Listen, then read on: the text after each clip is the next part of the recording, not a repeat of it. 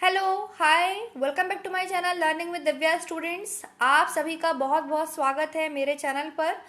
यहाँ मैं आपको नेशनल न्यूट्रिशन प्रोग्राम्स पढ़ा रही हूँ। आज हम एसएनपी के बारे में पढ़ेंगे, स्पेशल न्यूट्रिशन प्रोग्राम के बारे में जानेंगे, उसके इम्पोर्टेंस के बारे में जानेंगे और भी कुछ इंपॉर्टेंट चीज़ें हैं जो आपको पता होना चाहिए कि ये सारे प्रोग्राम्स किस मिनिस्ट्री के अंदर आते हैं, किस डिपार्टमेंट के अंदर आते हैं।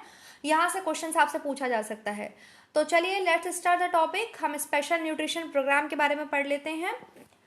एसएनपी जिसे विशेष पोषण कार्यक्रम बोला जाता है, आपको आपके स्क्रीन पर दिखाई दे रहा होगा, मैंने लिखा हुआ भी है विशेष पोषण कार्यक्रम। ठीक है, ये जो कार्यक्रम है, ये जो प्रोग्राम है स्टूडेंट्स, ये मिनिस्ट्री ऑफ सोशल वेलफेयर के अंडर में आता था। मतलब जब ये स्टार्ट किया गया था तो जो केंद्रीय समाज कल्याण विभाग है, सेंट्रल सोशल वेलफेयर बोर्ड है, उसने 1970 टू 71 में, ठीक है, वैसे इसकी डेट जो है वो 1970 है, 1970 में जो है ये आपके प्रोग्राम स्टार्ट किया गया था। केंद्रीय समाज कल्याण विभाग या मिनिस्ट्री ऑफ सोशल वेलफेयर के द्वारा स्टार्ट किया गया था। और अब मैं आगे बताऊंगी, यहाँ पर भी मैं ये लाइन आपको क्लियर कर देती हूँ। अब जो है ये कार्यक्रम ये आईसीडीएस में मर्ज कर दिया गया है, मतलब आईसीडीएस के अंडर आ गया है ये कार्यक्रम। ठीक है, इसको जोड़ दिया गया है समन्वित बाल विकास सेवा कार्यक्रम के साथ, ये कार्यक्रम जोड़ दिया गया है। पहले ये एक अलग यूनिक पर्सनालिटी था, अलग ही कार्यक्रम था, अलग तरीके से देश के राज्यों में चलाया जाता था। इसमें भी सेम था। आपके इस कार्यक्रम का जो उद्देश्य था, जो ये परिकल्पना बनाई गई थी, हाइपोथेसिस लगाई गई थी, वो आपके 6 to 8 वो 0 to 3 ईयर्स के और 0 to 6 ईयर्स के बच्चों को लेकर के, जो आपके अर्ली चाइल्डहुड केयर होता है उन बच्चों को, समाज के जो कमजोर वर्ग के बच्चे हैं, गर्भवती महिलाएं हैं, स्तनपान कराने वाली माएँ हैं, लैक्टेटिंग मदर्स हैं, प्रेग्नेंट मदर्स हैं, उनको पूरक पोषक आहार देने के उद्देश्य से ये कार्यक्रम आपके बनाया गया था। ये लाइन भी मैंने यहाँ पर लिखी हुई है। ठीक है, नर्सिंग मदर मतलब जो नर्सिंग मतलब नर्स का काम नहीं कर रही है, जो अपने बच्चे को पाल रही है, ठीक है ना, उसको नर्स कर रही है।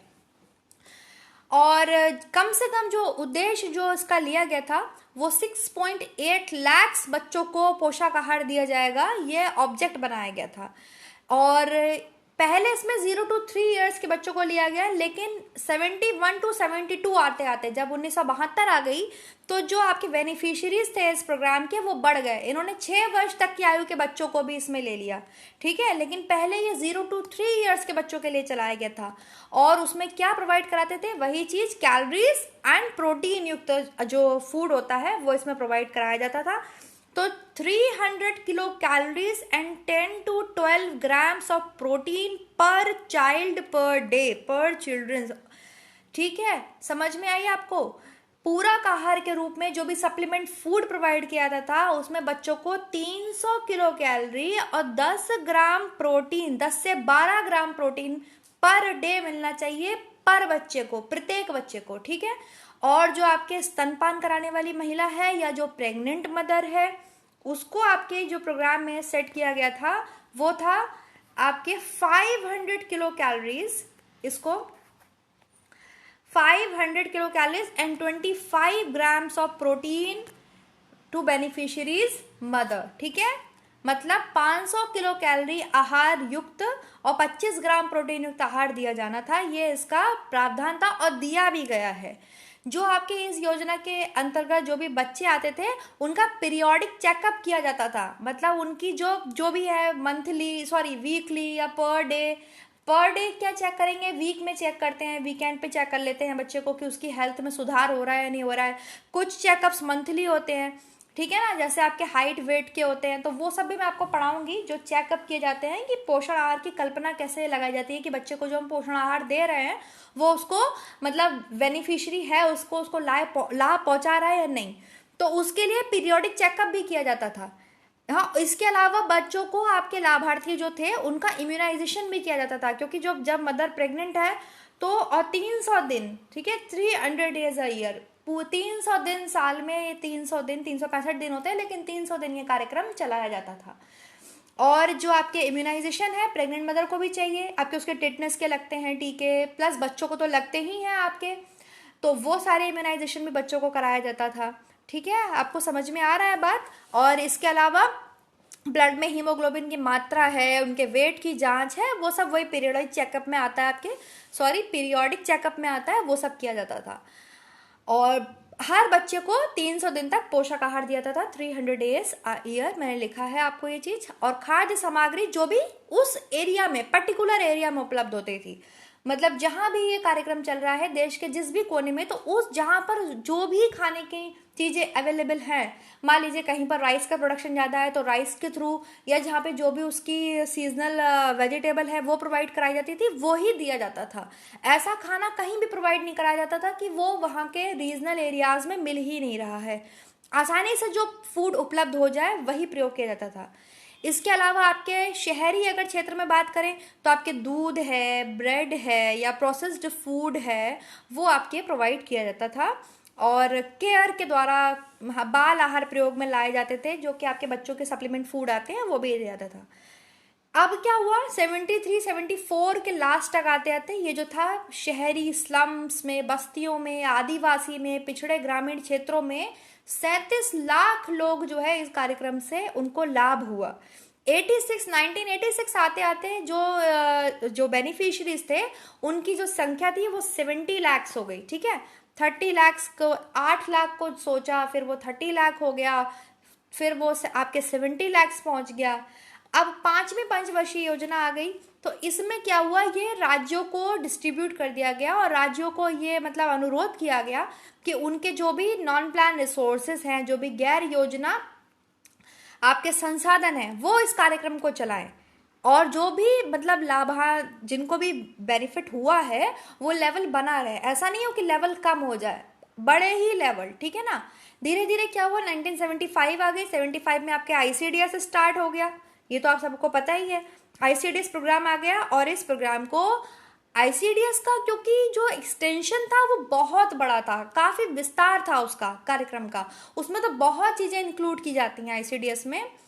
तो ये जो प्रोग्राम्स थे इनका जो प्रसार था, एक्सटेंशन था, वो धीरे धीरे कम होने लगा। अब जहां पर संभव है केवल वहीं पर इस कार्यक्रम को आईसीडीएस के साथ जोड़ दिया गया। आईसीडीएस खुद में बहुत ब्रॉड प्रोग्राम है और मैंने पढ़ाया हुआ भी है आपको, वो चल रहा है, मोस्टली वही प्रोग्राम चल रहा है इस टाइम इंडिया में, और इस प्रोग्राम को उसके साथ में मर्ज कर दिया गया। तो आई होप आपको ये समझ में आया होगा आईसीडीएस वो एसएनपी प्रोग्राम। यहाँ पर एक छोटा सा निमोनिक है, to learn nutrition program in India. जो भी प्रोग्राम्स इंडिया में चल रहे हैं न्यूट्रिशनल, चाहे वो आपके सप्लीमेंट फूड प्रोग्राम्स हों, चाहे वो आपके नेशनल हेल्थ प्रोग्राम्स हों, एक छोटा सा निमोनिक मैंने बनाया, आप अपने हिसाब से बना सकते हैं। साविम्बी, तो साविम्बी में क्या है, एस से आपके एसएनपी है, ए से आपके जो एनीमिया कंट्रोल प्रोग्राम था, वी से आपके विटामिन ए कंट्रोल प्रोग्राम जो भी था, इसके अलावा आपके आई है, आई से आपके आयोडीन कंट्रोल प्रोग्राम है, और आपके एम से मिड डे मील है, बी से बालवाड़ी है, आई से आईसीडीएस है, तो साविम्बी है। अच्छे से याद हो सकता है। बाकी आप जो भी निमोनिक्स बना सकते हैं वो बना लीजिए और उसको याद कर लीजिए। निमोनिक्स मीन्स शॉर्ट फॉर्म, जिससे भी आप किसी भी चीज को याद रख सके, आपको याद रह जाए। तो ये हुई बात। अब यहाँ देख लेते हैं, यहाँ पर मैं क्या बताने वाली हूँ। यहाँ मैं आपको बताने वाली हूँ मोस्ट वल्नरेबल ग्रुप, मतलब वो समाज का वह वर्ग जो कि जिन्हें न्यूट्रिशन की या केयर की बहुत ज़्यादा ज़रूरत होती है। तो जैसे प्रेग्नेंट है मदर, लैक्टेटिंग मदर हैं, आपको यहाँ पर दिखाई दे रहा होगा, प्रेग्नेंट मदर है, लैक्टेटिंग मदर है, इन्फेंट्स हैं, शिशु जो होते हैं, इसके अलावा जो अंडर 5 ईयर चिल्ड्रंस होते हैं, क्योंकि growth spurt period under 5 year बहुत हाई होता है। बच्चे के माइंड का डेवलपमेंट आपने पढ़ा है 95% तक हो जाता है।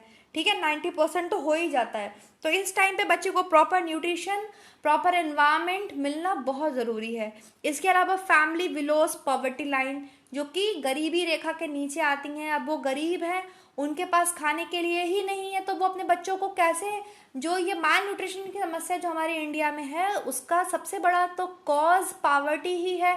इसके अलावा आपके अनएम्प्लॉयमेंट है, ठीक है, बढ़ती हुई पॉपुलेशन है, तो ये सभी हैं। इसके लिए लोगों को अवेयर करना बहुत ज़रूरी है। मैं मानती हूँ कि वो इतनी आसानी से बात आपकी नहीं सुनेंगे, नहीं मानेंगे, लेकिन अगर हम प्रयास करेंगे, एफर्ट लगाएंगे, तो अगर आप एक भी व्यक्ति को समझा पाते हैं, एक भी व्यक्ति को बेनिफिट दे पाते हैं, तो वो बहुत बड़ी बात होती है खुद में, है ना। नेक्स्ट है आपके लैंडलेस लेबर, जिनके पास घर ही नहीं है, रहने के लिए जगह ही नहीं है, और ट्राइबल, जो ट्राइबल्स होते हैं, आदिवासी वगैरह होते हैं, वो लोग भी न्यूट्रिशन की व्याख्या नहीं समझ पाते हैं। ये बहुत ही मोस्ट वल्नरेबल ग्रुप होते हैं, ऐसे ग्रुप्स होते हैं जो कि जिन्हें न्यूट्रिशन की और केयर की बहुत ज़्यादा ज़रूरत होती है। ठीक है, तो ये इन सभी को इन प्रोग्राम्स के अंडर जो है कंसीडर किया जाता है। जो भी प्रोग्राम बनाया जाता है वो इन ग्रुप्स को लेकर के ही बनाया जाता है गवर्नमेंट के थ्रू। नेक्स्ट हम बात कर लेते हैं, मैंने आपसे कहा था मैं आपको बताऊंगी नेशनल प्रोग्राम्स इन इंडिया। कौन सा प्रोग्राम किस मिनिस्ट्री के अंडर आता है? तो मिनिस्ट्री ऑफ रूरल डेवलपमेंट, जो रूरल डेवलपमेंट है आपका, रूरल मतलब जो गांव का विकास है, रूरल डेवलपमेंट है, उसके अंडर आता है आपके अप्लाइड न्यूट्रिशन प्रोग्राम। यहाँ पे जो मैं आपको बता रही हूँ ये आपके एग्जाम्स के पॉइंट ऑफ व्यू से है। अभी तक जो भी बताया सभी एग्जाम्स के पॉइंट ऑफ व्यू से है, लेकिन ये इंपॉर्टेंट है, यहाँ से हो सकता है आपके में क्वेश्चन बन जाए। मिनिस्ट्री ऑफ सोशल वेलफेयर के अंडर कौन कौन से प्रोग्राम आते हैं? तो ICDS आता है, integrated child development service scheme है, इसके अलावा बालवाड़ी है और स्पेशल न्यूट्रिशन प्रोग्राम है। ये तीनों ही, चारों ही ऊपर के अभी तक मैं आपको पढ़ा चुकी हूँ। अप्लाइड भी पढ़ चुके हैं आप, इंटीग्रेटेड भी, बालवाड़ी भी, स्पेशल भी। जिन्होंने नहीं पढ़ा है या जिन्हें नहीं मिल पा रहा है तो वो मेरे चैनल के प्लेलिस्ट में जाएंगे, प्लेलिस्ट में जाकर के वहाँ पे एक लिस्ट बनी हुई है नेशनल हेल्थ प्रोग्राम्स करके, नेशनल न्यूट्रिशन प्रोग्राम्स करके, उसको आप ओपन करेंगे, सारे प्रोग्राम्स लाइन वाइज पढ़े हुए हैं, उन्हें आप सेपरेट अलग अलग वीडियोस में पढ़ सकते हैं। नोट्स आपको जो है मिल जाएंगे व्हाट्सएप ग्रुप पे, और आप खुद से नोट भी कर सकते हैं, लिख भी सकते हैं। Ministry of health and family welfare, ठीक है, स्वास्थ्य एवं परिवार कल्याण मंत्रालय के अंतर्गत कौन कौन से आते हैं? तो उसमें आपके आते हैं national nutrition anaemia prophylaxis programme है, प्रोफिलैक्सिस प्रोग्राम है, national prophylaxis programme for prevention of blindness due to vitamin deficiency, national iodine deficiency disorder control programme. तीनों प्रोग्राम पढ़ाए हुए हैं मैंने, ये हेल्थ एंड फैमिली वेलफेयर के अंडर आते हैं। मतलब इसका जो भी खर्चा है, कार्यक्रम कौन बना रहा है, इसका ऑर्गेनाइजेशन, ऑल ऑफ चीज जो भी होती हैं वो सब यही डिपार्टमेंट देखता है। ठीक है, इसके अलावा मिनिस्ट्री ऑफ एजुकेशन, जो आपके शिक्षा का विभाग है, उसके अंडर में कौन सा प्रोग्राम आता है? मिड डे मील प्रोग्राम आता है। तो ये कुछ बहुत इंपॉर्टेंट सी चीजें रही स्टूडेंट्स आप सभी के लिए। आई होप आपको आज का वीडियो पसंद आया होगा, समझ में आया होगा। अगर वीडियो पसंद आता है तो प्लीज़ सब्सक्राइब कीजिए चैनल को, लाइक कीजिए चैनल को, और लोगों तक ये वीडियोस को आप शेयर कीजिए। देखिए, शेयर करना एक बहुत बड़ा माध्यम है, आप जितना शेयर करेंगे चैनल उतना ही ग्रो करता है। ठीक है ना, लोगों तक जानकारी पहुंचती है। तो thank you so much, keep supporting me. Next video में नेक्स्ट टॉपिक के साथ मिलेंगे और अधिक जानकारी दूंगी, और जो भी प्रोग्राम सब बचे हुए हैं वो भी मैं आपको पढ़ा दूंगी। थैंक यू सो मच, पढ़ते रहिए, नेक्स्ट वीडियो में मिलते हैं।